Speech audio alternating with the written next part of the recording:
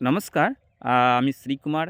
আজকে আপনাদের সামনে যেটা তুলে ধরার চেষ্টা করব সেটা হচ্ছে যে যদি আমরা প্রকৃতির ছন্দের সাথে তাল মিলিয়ে নিজের শরীর ও মন দুটোকেই সুস্থ রাখতে চাই, তাহলে আমাদের কোন স্টেপ নিতে হবে যাতে করে শরীর ও মন দুটো সুস্থ থাকে। তো আমি যেগুলো আজকে বলব সেগুলো আমার কথা নয়। একদম বিখ্যাত নিউট্রিশনিস্ট ইউকের অ্যা হ্যানরি প্যাট্রিক বলে একজন, এবং এই বই থেকে নিয়েছি আমরা অপটিমাম নিউট্রিশন বাইবেল বই থেকে। তো প্রথমে যেটা করতে বলেছে যে আমরা উঠবো কখন?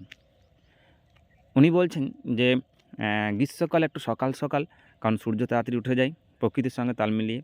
আর শীতকালে একটু দেরি করে উঠলেও হবে। আর রাতে খাওয়া বা ঘুমানো দুটোই কিন্তু খুব যেন দেরি না করি। ঠিক আছে? এইটা হলো। তারপর বলছে আমরা খাবো কখন?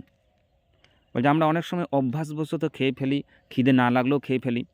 তো উনি যেটা প্রেসক্রাইব করছেন তাতে উনি বলছেন যে খিদে লাগলে তবেই খান, হ্যাঁ? আর একসঙ্গে অনেক বেশি করে যেন না খাই, অল্প, অল্প করে খাই। আর যদি অ্যা আমাদের অনেক সময় মাঝে হয়তো খিদে পেয়ে গেল, তাহলে তখন আমরা চিপস না খেয়ে আমরা ফলকে আমাদের সঙ্গী হিসেবে রাখতে পারি। আর উনি যেটা বলছেন যে যদি খাবারই খাই তাহলে কী ধরনের খাবার খাবো? তো উনি নিরামিষটাকে বেশি চুজ করছেন বা প্রেফার করছেন। আর তাতে যেন অর্ধেক ফল হয়, শাকসবজি হয়, বাদাম হয়, বীজ হয়। যদি মাংস খেতেই হয় তাহলে সেটা বলছে যেন স্বাস্থ্যকর হয় এবং পরিমাণে কম হয়। তবে আমরা মাছ খেতে পারি বা দই মাংস বেছে নিতে পারি। তবে মাছ, মাংস যাই খাই সেগুলো কিন্তু যেন অবশ্যই সবজির সঙ্গে খাই। আর কি এড়িয়ে যাবো আমরা? মানে যতটা সম্ভব প্রাকৃতিক রাখার চেষ্টা করব খাবারকে। হ্যাঁ? অতিরিক্ত প্রক্রিয়াজাত বা কৃত্রিম রাসায়নিকযুক্ত খাবার যেন আমরা এড়িয়ে চলি।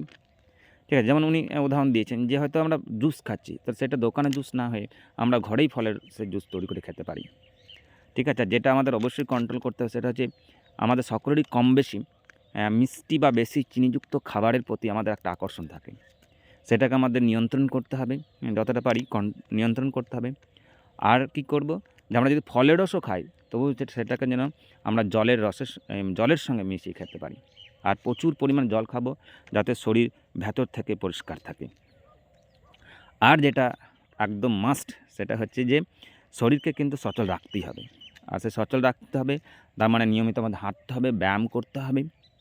ঠিক আছে? শরীরকে কর্মক্ষম রাখতে হবে।